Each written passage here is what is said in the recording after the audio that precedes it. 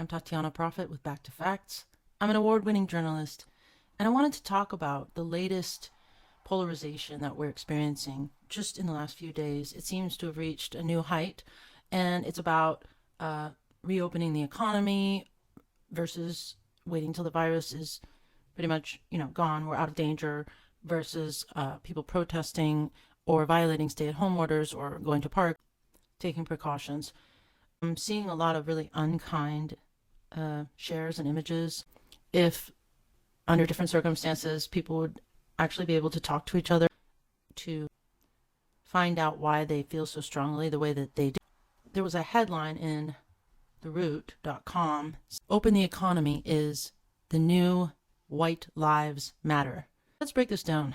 We're seeing a lot of extreme images, such as people trying to open the doors of the Michigan State House and even sharing and saying that they look just like the Walking. Yeah, there was a similarity, but it's very unkind to not understand what people are doing.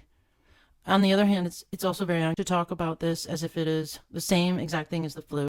For people who've lost loved ones to say that the government is falsifying the data.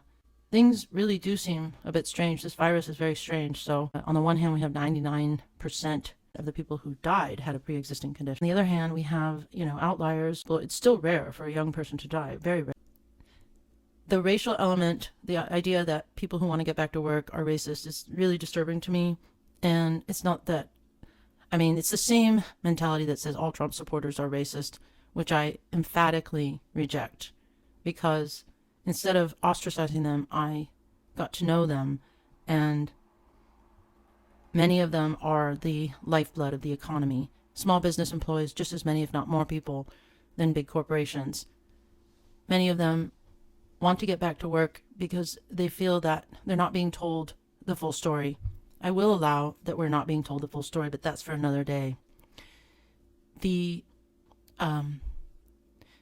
idea that people who are protesting or who want to go back to work are all white is just a fallacy. This is a majority white country, so we're going to see that. But I guarantee you there are just as many, in a proportionate manner, people of color who want to make a living and use protective gear but still work, as there are white people. So I was in my local grocery. I live in a relatively affluent area, and it was pretty empty of the regular customers, but there were a lot of young people of color who were going around doing shopping for others. And it's a new economy. It's a new reality, and it'll probably continue that way. And they were wearing protective gear, gloves, masks, and they used hand sanitizer. And this is their right. It's funny how people can sit there working from home, getting paid, and talk about privilege. Well, the real privilege is working from home, getting paid in this context.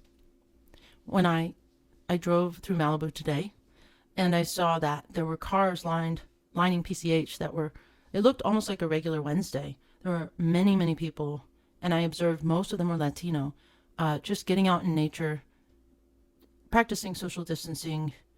It wasn't super crowded, but they were at the beach and enjoying it. Some were having picnics. I saw about 15 teenagers gathered together in a circle, but they were about 2 or 3 feet apart, and many were wearing masks. I just want everyone to realize that when we get so polarized, we share these memes. They're so generalized.